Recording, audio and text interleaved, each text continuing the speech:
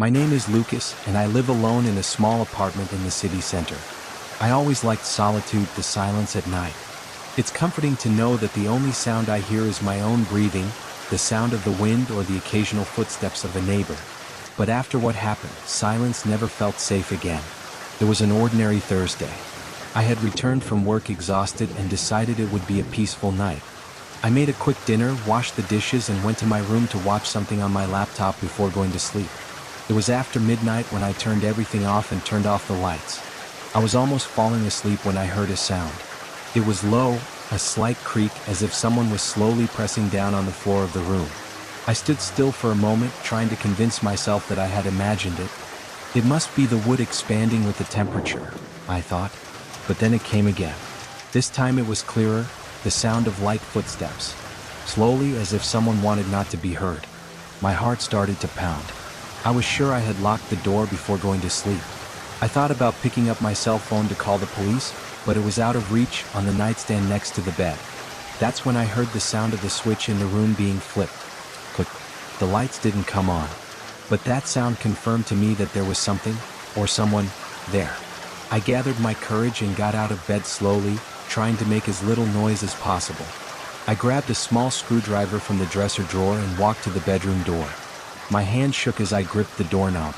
"You better get out of here," I shouted, trying to sound confident, although my voice was shaky. Silence. I put my ear to the door and stayed alert. At first I heard nothing, but then came the sound, breathing. Low, uneven, as if someone was on the other side waiting for me. I took a step back, trying to think of what to do. That's when I saw the doorknob slowly turn.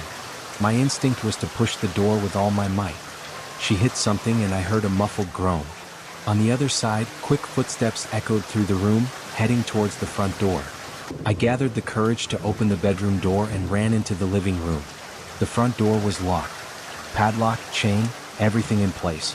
There was no one there. But what gave me goosebumps was looking at the coffee table. My notebook was open with a single handwritten sentence. "I like it when you sleep." I left the apartment that night and never came back. My name is Eduardo, and I used to rent a little chalet in the mountains every time I wanted to escape the chaos of the city. It was a peaceful, isolated place, perfect for resting.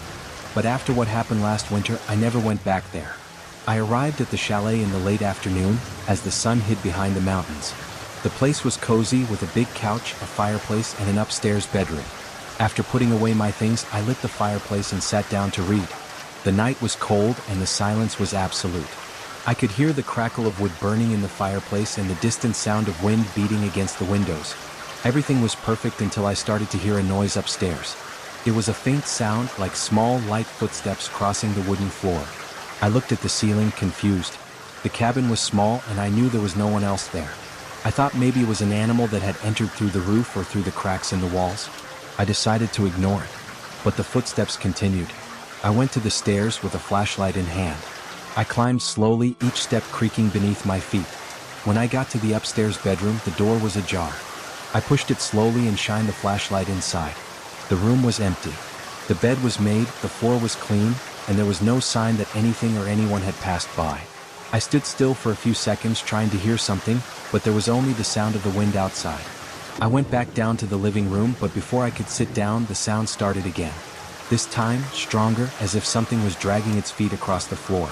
I looked up at the ceiling, and what I saw chilled my spine. A faint shadow moving between the cracks in the wood, going from one side to the other. I thought about leaving the cabin and sleeping in the car, but the blizzard that had started outside made that idea impossible. I decided I would stay awake in the living room until dawn.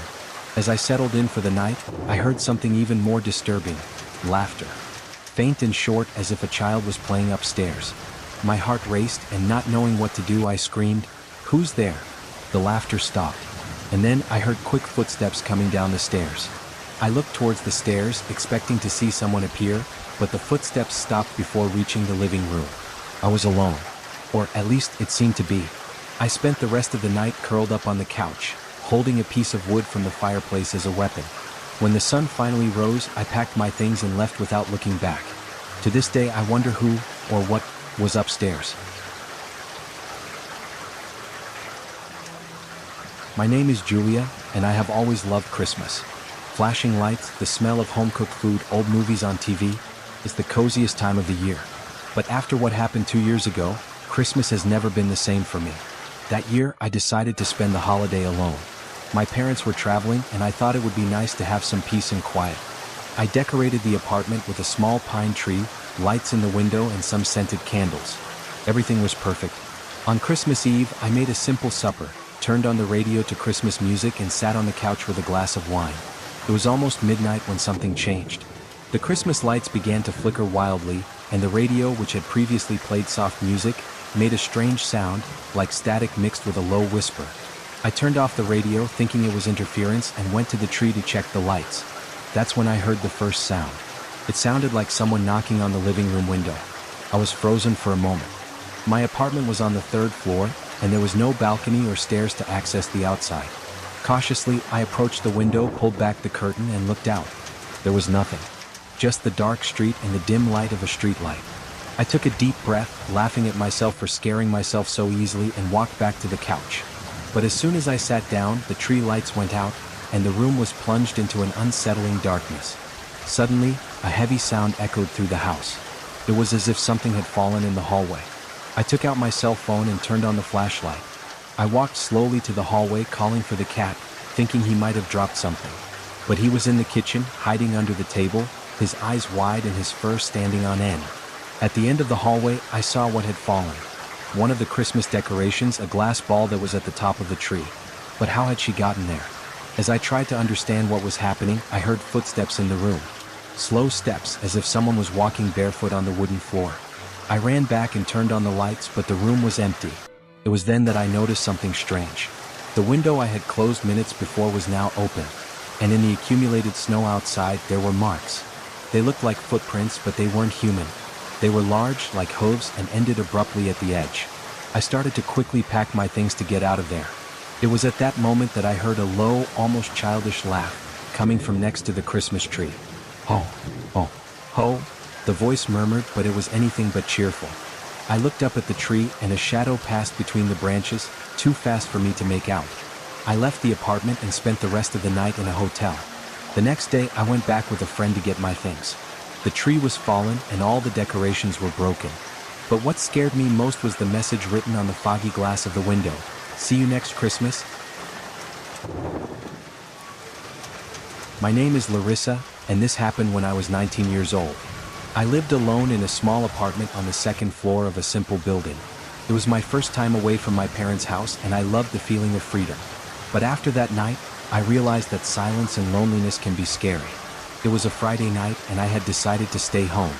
I put a horror movie on my laptop, turned off the lights, and plopped down on the couch with a bucket of popcorn. It was almost midnight when I started to hear a sound coming from the building's hallway. Steps. It was not uncommon to hear neighbors walking, but these footsteps were slow and heavy, as if someone was deliberately dragging their feet. The sound stopped right in front of my door.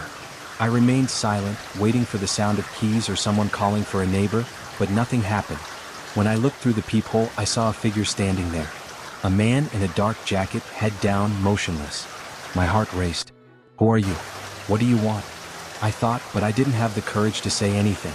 Seconds later, he started knocking on the door. First light tapping, then stronger.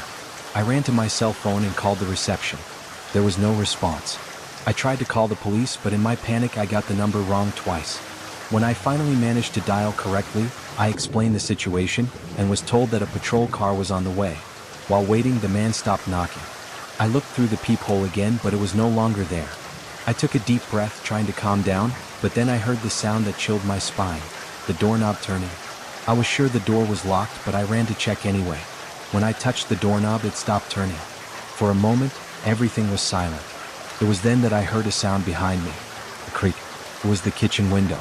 I turned slowly, and my blood ran cold when I saw that the window, which I was sure I had closed, was open.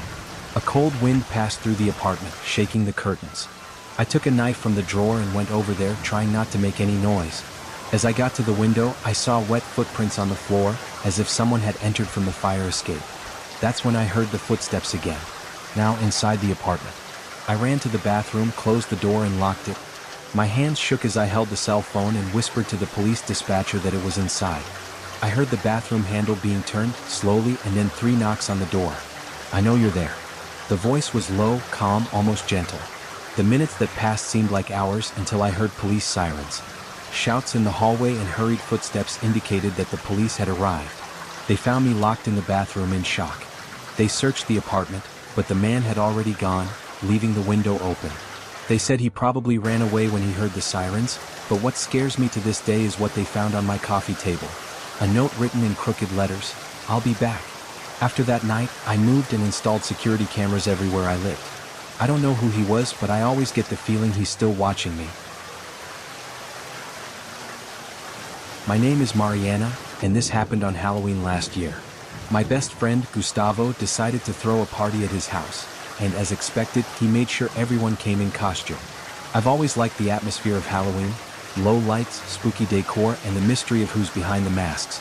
Gustavo turned his house into a horror movie set. The walls were covered in fake webs, the windows had sinister shadow stickers, and there were even scarecrow figures in the corners of the room.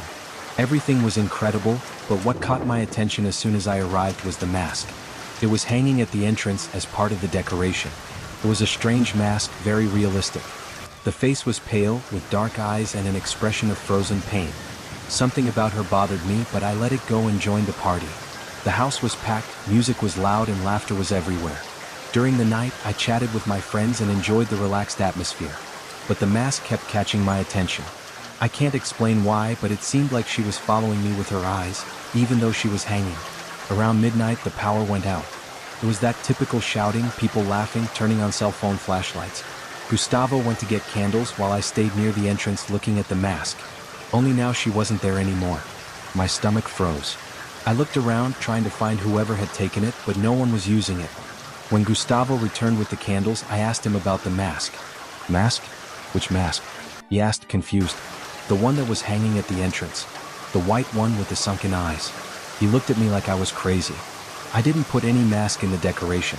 I got goosebumps but decided to ignore it. Maybe it was someone playing a prank. Time passed and the energy returned. People were dancing, the music returned, and the mood was light again. It was then that I saw her. The mask. She wasn't hanging this time. It was being used by someone in the middle of the room. The person was tall, wearing dark clothes, and stood motionless among the guests, observing in silence. I thought it was just another one of Gustavo's friends trying to scare people. "Hey, who's that over there?" I asked him. Gustavo looked but seemed confused. "I have no idea." I went to the figure to ask who it was. But when I got close, I smelled a strange smell like something burning mixed with wet earth.